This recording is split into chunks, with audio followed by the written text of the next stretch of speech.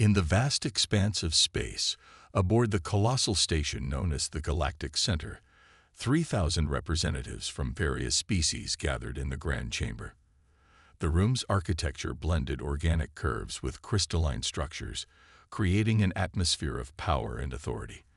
The chamber's walls shifted with holographic displays showing star maps, planetary data, and the current topic of discussion, a small blue planet in the Orion Arm. High Counselor Li Daowan stood at the central podium, his figure commanding attention despite his relatively modest height compared to the towering Centaurians around him. His dark, formal robes contrasted with the silver scales of his colleagues, who watched with barely hidden disdain as he presented his findings. Esteemed members of the hegemony, Daowan's voice carried across the chamber, enhanced by subtle audio fields. Our exploration fleet has discovered a new world in Sector 7. The inhabitants call it Earth. He gestured, and a holographic image of Earth appeared above the assembly, clouds swirling across its blue surface.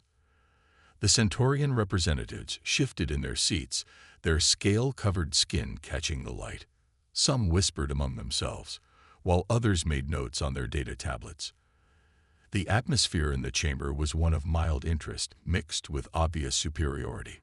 Counselor Park Jin, known for her sharp tongue and sharper political moves, rose from her seat. Her iridescent robes caught the light, creating patterns that seemed to move with a life of their own.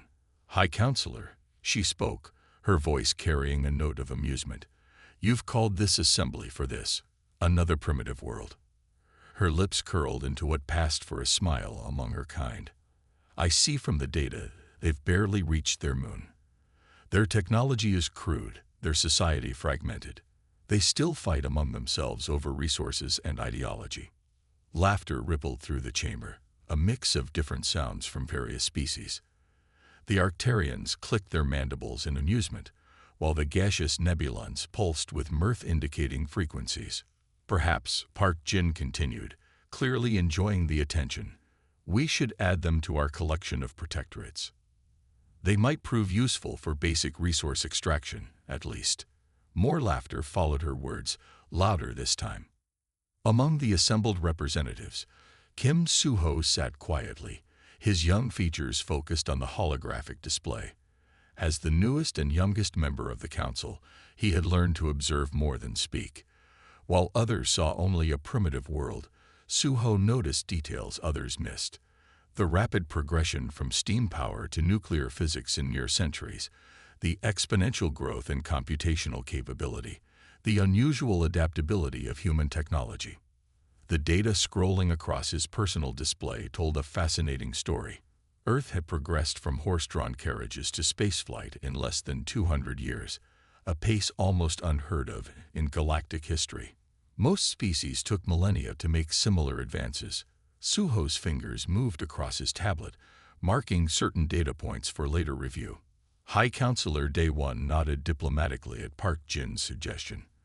The Exploration Committee recommends offering Earth provisional membership in the hegemony. We can guide their development, ensure they follow proper protocols, and integrate them into our resource distribution network. More representatives spoke up, each offering their own variations on the same theme. Earth was primitive. Earth needed guidance. Earth would make a fine addition to their collection of subordinate worlds. The chamber buzzed with conversations about how best to approach these newcomers, how to present the hegemony's authority in a way that would ensure compliance without resistance. Suho continued his analysis, noting the humans' peculiar tendency to take existing technology and modify it in unexpected ways. Their history showed countless examples of turning peaceful tools into weapons, then transforming those weapons back into tools for progress. It was a pattern he had never seen before in any other species. As the assembly moved to vote on Earth's status, Suho kept his concerns to himself. Let them underestimate this young species, he thought. Let them dismiss Earth's potential. Sometimes the smallest worlds held the biggest surprises, and something told him Earth would prove to be very surprising indeed. The vote passed with near unanimity. Earth would be offered provisional membership in the hegemony, a generous gesture that amounted to little more than colonial status. As the assembly dispersed, Suho made a final note in his personal records. Watch Earth closely. They are not what they seem. Little did the hegemony know, their decision that day would mark the beginning of their own decline. Earth, far from being the simple primitive world they imagined, would soon show them just how wrong their assumptions were. The United Nations General Assembly Hall was packed to capacity, with representatives from every nation focused intently on the podium. Ambassador Song Harry stood tall, her traditional diplomatic attire chosen carefully to project both respect for Earth's heritage and readiness for galactic politics. The morning sunlight streamed through the high windows, casting long shadows across the assembly floor. Distinguished representatives of Earth, she began, her voice clear and measured. I present to you the hegemony's offer of provisional membership in their galactic community. She paused, allowing the gravity of the moment to settle. The entire planet watched through various broadcasts, all eyes on this historic moment. In the front row, the hegemony representatives sat with barely concealed smugness. Their tall, silvery forms and shimmering robes stood out sharply against the more modest human attire. They expected gratitude, submission, perhaps even celebration. What they received was something quite different. Earth acknowledges the hegemony's generous offer, Hayri continued, emphasizing the word generous just enough to make some of the more observant aliens shift uncomfortably. We propose a period of cultural and technological exchange before formalizing any agreements. In a secure room beneath the UN building, Lee Minho watched the proceedings on a high-definition screen. Around him, banks of quantum computers hummed quietly, their revolutionary design hidden behind what appeared to be conventional hardware. His team of scientists and engineers worked silently, monitoring the real breakthrough, a system that could match and potentially exceed hegemony computational capabilities. Notice how they're reacting to the word exchange, Minho commented to his deputy. The aliens in the assembly hall had indeed stirred at that word, their scaled skin flickering with colors that their cultural advisors had learned indicated surprise and mild offense. Back in the assembly hall, Harry outlined Earth's proposed approach to joining the galactic community. Each point was carefully crafted to seem reasonable while buying Earth more time. The hegemony representatives grew increasingly restless as they realized this would not be the simple submission they had expected. After the formal session, Hayri made her way to the secure facility where Minho and his team worked. The underground complex was a maze of laboratories and research centers, all disguised as standard government offices. Security was tight but unobtrusive. Another technology Earth had refined beyond what the hegemony suspected possible. They're getting impatient, Harry reported, settling into a chair in Minho's office. The lead representative hinted rather strongly that we're being ungrateful. Minho smiled, pulling up a holographic display that would look primitive to hegemony eyes, but actually represented technology far beyond their understanding. Good. Let them think we're just being stubborn primitives. Meanwhile, look at this. He gestured, and the display showed the latest breakthrough, a quantum communication system that could potentially intercept and decode hegemony transmissions. How long can we keep this hidden? Harry asked, studying the technical readouts with practiced ease. As long as we need to, Minho replied. We've developed our technology along completely different lines than theirs. They're looking for signs of progress that match their own development path. They won't recognize our advances because they don't match their expectations. Their conversation was interrupted by a notification. Another hegemony ship had entered orbit, bringing more advisors to help Earth transition into their proper place in galactic society. Both Harry and Minho shared a knowing look. Let them send their advisors, Minho said, bringing up another display showing Earth's hidden defensive capabilities. Everyone they send gives us more opportunity to study their technology while they underestimate ours. Hayri nodded, standing to prepare for her next meeting. They think they're here to teach us, she said with a slight smile. They don't realize they're actually helping us learn their weaknesses. As she left the facility, Minho returned to his work, supervising projects that would have shocked the hegemony representatives had they known about them. Earth's strategy was working perfectly. While the aliens focused on what they expected to see, humanity's true capabilities remained hidden, growing stronger each day. In orbit, the hegemony ships maintained their watch over Earth, their crews confident in their technological superiority. None of them suspected that the primitive systems they detected below were elaborate decoys, or that Earth's real technological revolution was happening right under their noses.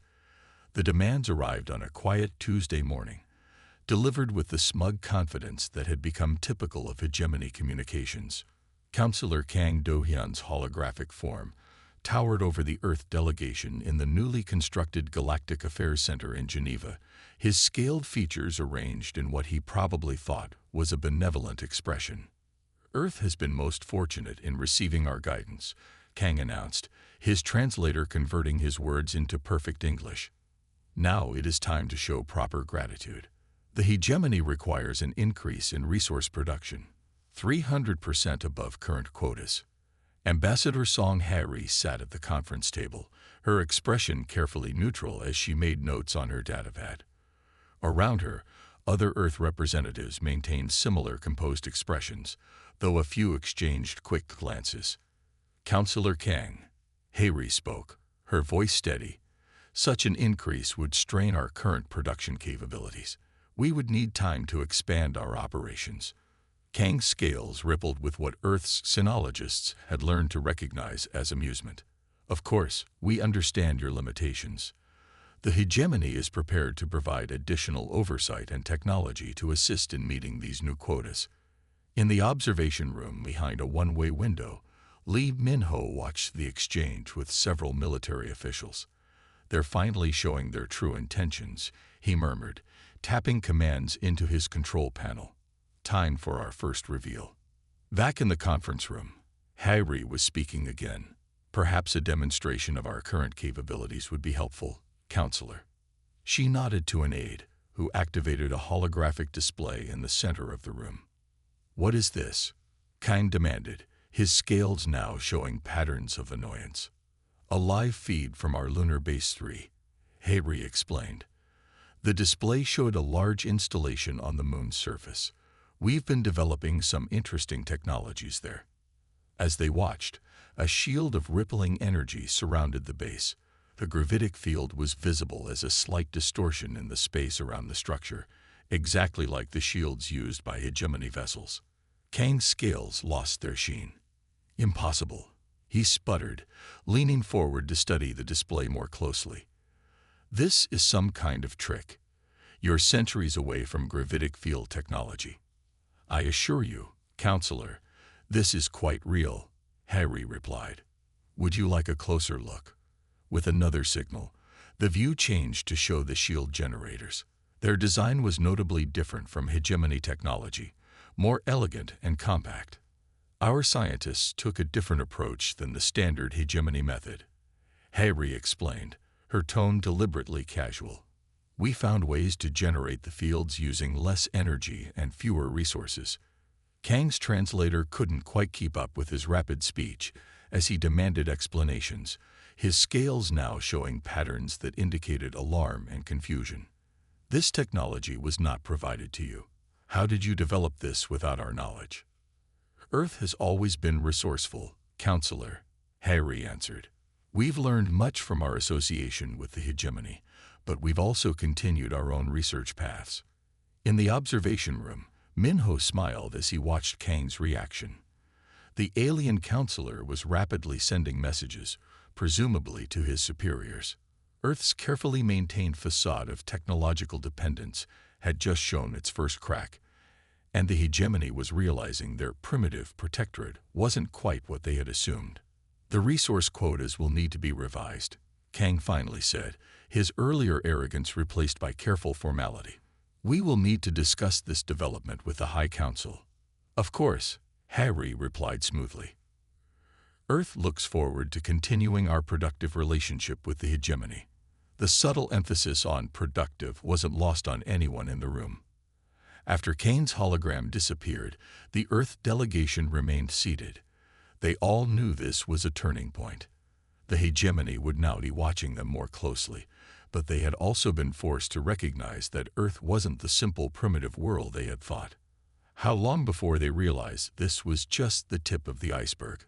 One of the military officials asked Minho. Long enough, he replied, bringing up displays showing Earth's other hidden advances. We've just changed the game. They'll be so focused on figuring out how we manage the gravitic shields, they won't be looking for our other developments. In orbit, the hegemony ships adjusted their scanning patterns, now paying much closer attention to Earth's activities. But they were looking for signs of more gravitic technology, not the quantum computing centers hidden in ordinary-looking buildings, or the revolutionary propulsion systems being tested in underwater facilities. Earth had shown its first card, carefully chosen to shake the hegemony's confidence while keeping their true capabilities hidden. The spark had been lit, and change was coming to the galaxy, whether the hegemony was ready or not. The secret meeting took place in an abandoned mining facility on Proxima B, far from the watchful eyes of hegemony sensors. Kim Ji-woo, leader of the Proxima colonies, sat across from Earth's special envoy in a roughly carved chamber lit by emergency lights. Your gravitic shield technology, Ji-woo said, leaning forward eagerly, it's completely different from the hegemony's approach. How did you manage it? The Earth envoy smiled. We simply asked different questions. The hegemony has been doing things the same way for so long, they've stopped looking for alternatives. News of Earth's technological breakthrough had spread quickly through the galaxy, despite the hegemony's attempts to minimize its significance. The Proxima colonies, tired of centuries of resource exploitation, had been the first to reach out secretly to Earth. In another part of the galaxy, the Arcturus Federation was experiencing its own awakening. Choi Yun stood before the Federation's governing body, her voice firm as she questioned policies that had gone unchallenged for generations. Why must we process all our rare minerals through hegemony facilities? She asked. Earth has shown there are other ways to develop technology. Why are we bound by these ancient restrictions? The Federation Hall erupted in heated discussion. Some called for caution, others for immediate change. The simple fact that such debate was happening at all marked a dramatic shift in the galactic political landscape. Back in the hegemony's Grand Chamber, Councillor Park Jin addressed the High Council with growing concern. Her usually immaculate scales showed signs of stress as she presented her report. Earth's influence is spreading, she warned. The Proxima colonies are refusing our mining quotas. The Arcturus Federation is demanding trade reforms. Even the Centauri worlds are beginning to question our authority. The chamber, once filled with confident laughter at Earth's expense, now held a tense silence. The data displays showed a pattern that couldn't be ignored, system after system showing signs of resistance to hegemony control. They'd done more than develop new technology, Park Jin continued. They've shown others it's possible to chart their own course. This disrupts the natural order we've maintained for millennia. In a secure facility on Mars, Earth's leaders monitored these developments with careful attention. They had expected the hegemony's reaction, but the response from other worlds had exceeded their hopes. The hegemony's grip was already weakening, one analyst reported. Earth just showed everyone else they could let go. Messages arrived daily from various worlds, each carefully encrypted to avoid hegemony detection. Some sought technical advice, others diplomatic support. Earth responded to each with measured care, building a network of allies while appearing to maintain their role as a simple provisional member of the hegemony. The Proxima colonies began implementing their own versions of Earth's technologies, adapted to their unique needs. The Arcturus Federation started developing independent trade routes, bypassing traditional hegemony controls. Hegemony observers reported increasing signs of unrest across their territory. Worlds that had been docile for centuries were now asking questions, demanding changes, refusing orders. And behind it all, they saw Earth's influence. We should have crushed them when we first discovered them, one hegemony counselor raged during a private session. It's too late for that now, another replied. They've shown themselves more capable than we imagined, and they've given others hope. That's far more dangerous than any technology. In the Proxima mining facility, Ji Wu and the Earth envoy concluded their meeting. Plans were made, agreements reached, all hidden from hegemony surveillance. Similar scenes played out across the galaxy as more worlds reached out to Earth, seeking alternatives to centuries of hegemony control. The tension was building throughout the galaxy. The hegemony's perfect order was cracking, and through those cracks, change was flowing. Earth had become more than just a troublesome primitive world. It had become a symbol of possibility, a proof that the old order could be challenged. As Park Jin concluded her report to the High Council, her final words carried a weight that all present could feel. If we don't act soon, everything we've built will crumble. Earth isn't just defying us. They're showing others how to defy us too. The council chamber fell silent as the implications sank in. The galaxy was changing, and the hegemony's power was no longer absolute. The question was no longer if there would be conflict, but when, and whether the hegemony's centuries of dominance could survive it. The hegemony fleet emerged from hyperspace at the edge of the Sol system, 500 warships strong. Their silver hulls gleamed in the distant sunlight as they moved into attack formation.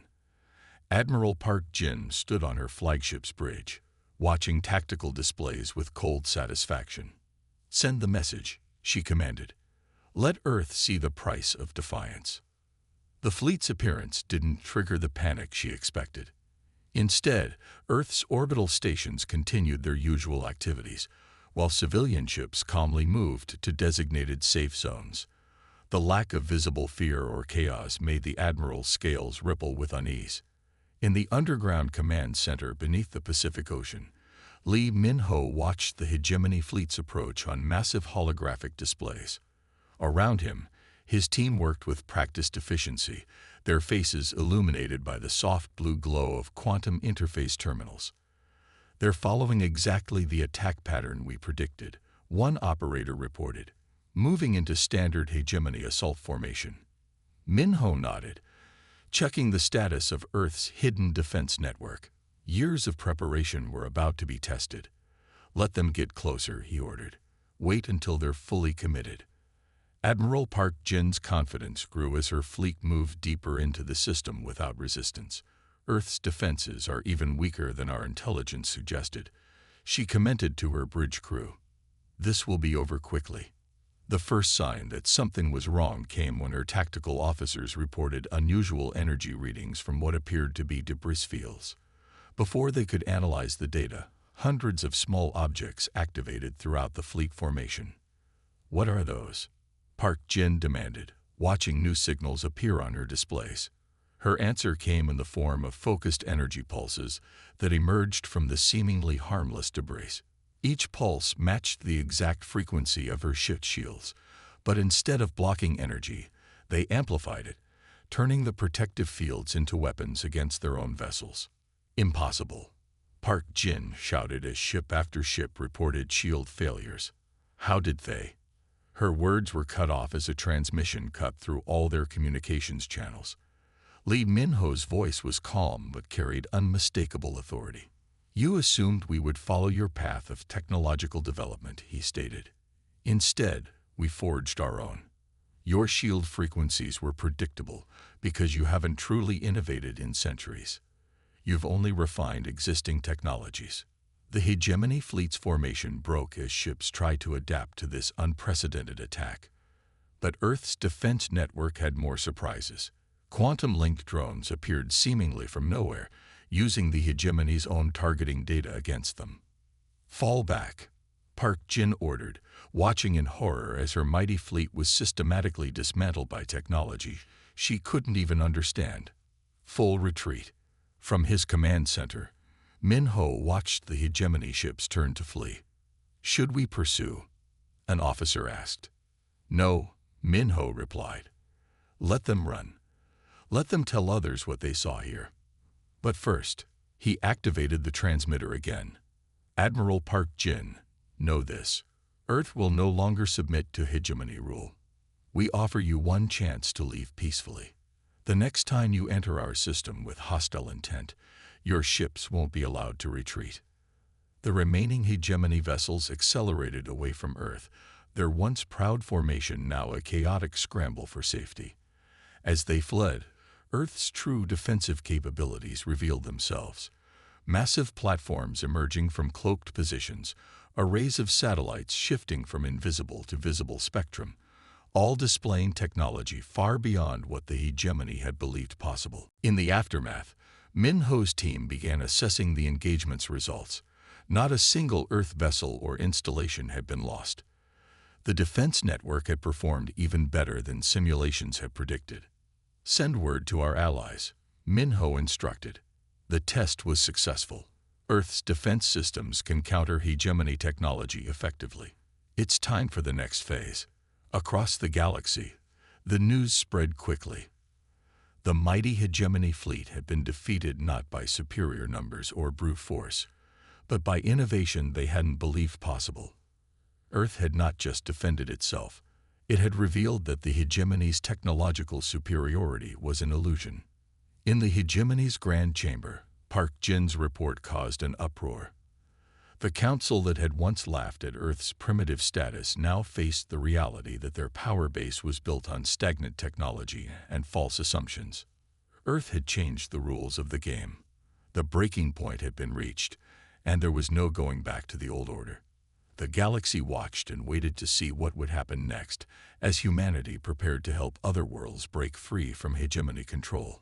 Alarms blared through the Proxima colony's main dome as hegemony warships appeared in orbit. The colonial governor prepared to surrender, following centuries of ingrained submission.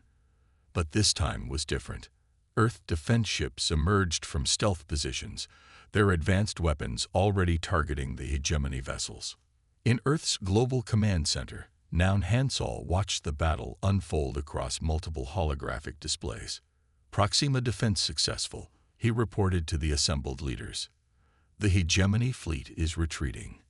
That makes 3 successful liberations this week. Song Harry nodded from her position at the diplomatic station, where streams of encrypted messages flowed in from dozens of worlds. The Arcturus Federation has officially declared independence, she announced. Their defense systems are already online. Earth's successful resistance had sparked hope across the galaxy. What began as quiet defiance had erupted into open revolution. Systems that had been under hegemony control for thousands of years were rising up, armed with Earth's innovations and protected by human military support. The Centaur worlds are requesting immediate assistance, Hansol said, studying a new tactical display. Their main shipyards have declared independence, but they're facing hegemony retaliation. Send the 3rd Fleet, he ordered, and activate the quantum defense network we installed last month. His fingers moved across the control panel, coordinating movements across light years of space. In her diplomatic center, Song Harry led negotiations between newly freed worlds. We need to establish supply lines, she explained to representatives from a dozen systems. The hegemony will try to strangle independent worlds through economic warfare. The revolution spread faster than anyone had expected. Worlds that had been silent for centuries found their voices. Trade routes that had been controlled by the hegemony for generations were now run by free worlds. Earth's technology, developed along completely different lines than the hegemony's, proved impossible to counter. They expected us to be predictable, Hansol told his commanders during a strategy session. They thought we would develop technology the same way they did. Their entire defense doctrine is based on fighting mirror images of themselves. Instead, Earth had created weapons and defenses that approached problems from completely new angles. Quantum entanglement communications that couldn't be intercepted. Gravity manipulation that worked on principles the hegemony had never considered. Defense systems that adapted and evolved during battle. The hegemony's response was predictable. They sent massive fleets to crush the rebellion. But their ships, unchanged in design for centuries, faced weapons they couldn't counter and defenses they couldn't breach. World after world slipped from their grasp. Sector 7 is completely free, Hansol announced one morning. The hegemony has withdrawn all forces. Their supply lines couldn't handle our quantum disruption fields. Hayri's diplomatic corps worked around the clock, helping newly freed worlds establish governments and trade agreements. We're not replacing the hegemony, she repeatedly told worried representatives. We're helping you stand on your own. The revolution wasn't just military. Centuries of hegemony cultural control began to crack. Art, music, and ideas that had been suppressed for generations flourished. Trade routes that had been restricted opened up. Technologies that had been monopolized were now freely shared. In the hegemony's grand chamber, now half empty as more representatives declared independence, the remaining council members faced a harsh reality. Their power, based on technological superiority and cultural dominance, was crumbling. How many systems have we lost? One councillor demanded. It would be faster to list the ones we still control. Another replied bitterly. Back on Earth, Han Sol and Hayri met to discuss the next phase. The revolution had succeeded beyond their hopes, but they knew their real work was just beginning. Freedom is easy compared to what comes next, Harry said, reviewing reports from newly independent worlds. Now we have to help build something better than what the hegemony created.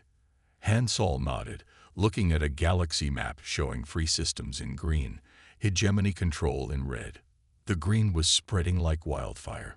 The hard part isn't winning the revolution, he agreed. It's making sure what comes after is worth fighting for. Together, they continued their work, coordinating military support while building diplomatic bridges. The galaxy was changing, and humanity was leading the way not through conquest, but by showing others they could chart their own course. The revolution wasn't just overthrowing an empire. It was building a new way for species to work together as equals. Earth had sparked the flame, but every free world would help decide what rose from the ashes of the hegemony's control. Light streamed through the grand crystal windows of the former hegemony chamber, now transformed into the Hall of Equal Voices. Representatives from hundreds of worlds filled the space, their diverse forms creating a living tapestry of galactic life. The chamber itself had been redesigned, replacing the towering throne-like seats of the Hegemony Council with a circular arrangement where all seats stood at the same height. Ambassador Song Hari took her place at the speaker's position, her simple Earth diplomatic uniform, a stark contrast to the elaborate robes she could have worn as council president. She looked out at the assembled representatives, noting familiar faces among them. Park Jin and Kang Do-hyun, once proud hegemony leaders, now sat as regular representatives of their worlds. Their scales no longer shimmered with artificial enhancements, and their expressions showed a new kind of awareness, the look of those who had learned hard but necessary lessons. Representatives of the free galaxy, Hayri began, her voice carrying clearly through the chamber. Today marks not just the beginning of a new council, but the dawn of a new era. We gather here not as rulers and subjects, but as equals, each bringing our own strengths to build something greater than any one species could achieve alone.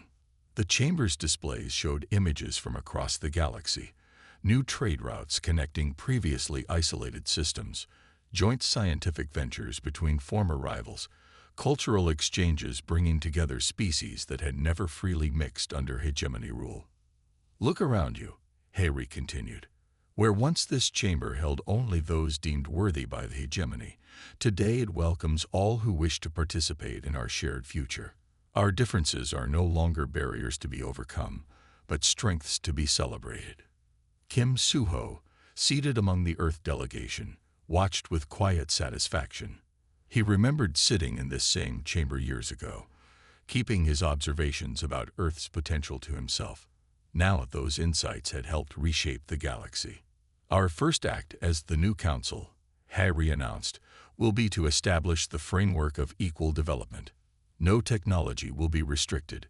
No world will be held back. We will face our challenges and achieve our triumphs together. Park Jin shifted in her seat, her scales showing patterns that sinologists now recognized as thoughtful consideration rather than the arrogance they had once displayed. She had been among the first of the former hegemony leaders to recognize the wisdom of the new way. The old hegemony believed that power came from control, Harry said, her gaze meeting Park Jin's. Earth showed that true power comes from cooperation, from allowing each species to develop in their own way, bringing new perspectives to old problems. Displays showed the achievements of this new approach. Worlds that had been resource colonies now producing their own ships, former primitive planets developing unique technologies, ancient enemies working together on joint projects. We do not seek to replace the hegemony's rule with Earth's, Harry emphasized. Each world here has its own voice, its own vote, its own path to follow. Earth's role is not to lead, but to help ensure all voices are heard. Kim Suho stood to present the technical aspects of the new council's structure. The quantum voting system he had helped design would ensure transparent decision-making while protecting each world's sovereignty. It was a perfect symbol of the new order, Earth's innovation serving the galaxy's needs. As the session continued, representatives from formerly subjected worlds spoke of their plans and hopes. Former hegemony worlds shared lessons learned from their past mistakes. New trade agreements were proposed, cultural exchanges planned, scientific cooperation established. The galaxy was changing in ways no one could have predicted when Earth was first discovered. The species that had once looked down on humanity as primitives now sought their advice on innovation and adaptation. The worlds that had feared the hegemony now worked alongside their former rulers as equals. Let history remember this day, Harry concluded, not as Earth's triumph or the hegemony's fall, but as the moment when all species chose to walk forward together. Our strength lies not in domination, but in unity. Not in control, but in cooperation. Not in power over others, but in the power we create together. As the first session of the new council came to an end, Kim Suho watched the representatives mingling freely, former rulers and subjects discussing future plans as equals.